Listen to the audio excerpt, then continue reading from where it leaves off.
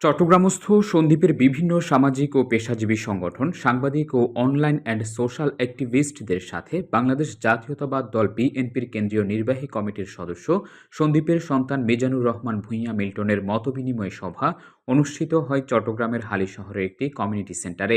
ধন্যবাদ। আজকের এই মহৎ বিনিময় সভা আয়োজন করছেন, আমি আপনাদের কৃতজ্ঞতা প্রকাশ করছি।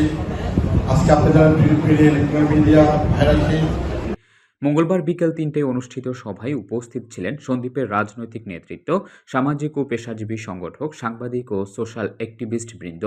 লায়ন আমজাদ হোসেনের সঞ্চালনায় অধ্যাপক মশিউর রহমানের সভাপতিত্বে প্রধান অতিথি হিসেবে বক্তব্য রাখেন মিজানুর রহমান ভূঁইয়া মিল্টন।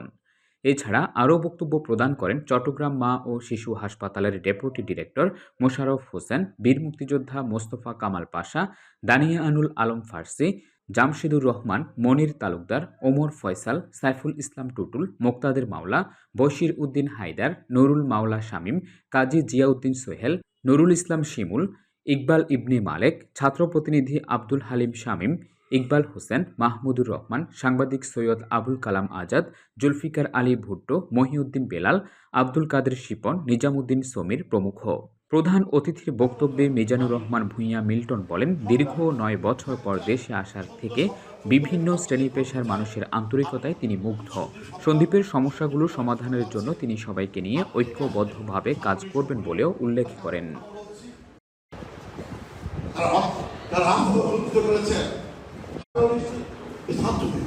আমি যারা শহীদ হয়েছেন তাদের থেকে শুরু করে আজ অবধি আপনাদের উপস্থিতি আমাকে আপনাকে অনেক কিছু কথা পেয়েছি। আমি অনেক দিন আমি আপনাদের আত্মীয়তা জন্য কৃতজ্ঞ।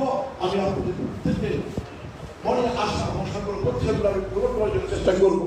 যদি আমরা আজকে বলতে পারি আমি ঢাকায় এসে কাজগুলো উপদেশের সাথে আমি বলে করেছি, ওরা একটি কথা,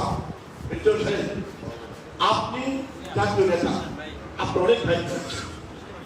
যে দায়িত্ব আপনি বাংলাদেশের এবং আপনার অঞ্চলে সবাইকে বলবেন শান্ত থাকার জন্য, সবাইকে আমাদের সহযোগিতা করার জন্য। আপনাদের সহযোগিতার মাঝে আপনারা একটা সত্যিকারের স্বাধীন বাংলাদেশ পাবেন, সেটা পাকাপোক্ত বাংলাদেশ। যে বাংলাদেশ এখন আমরা আছি সেটা আমরা অস্থায়ী বাংলাদেশ। তাই আমি বলবো ছাত্রদেরকে আপনারা সম্মান করতে হবে, তারা আমাদের বস্তালিকা শক্তি।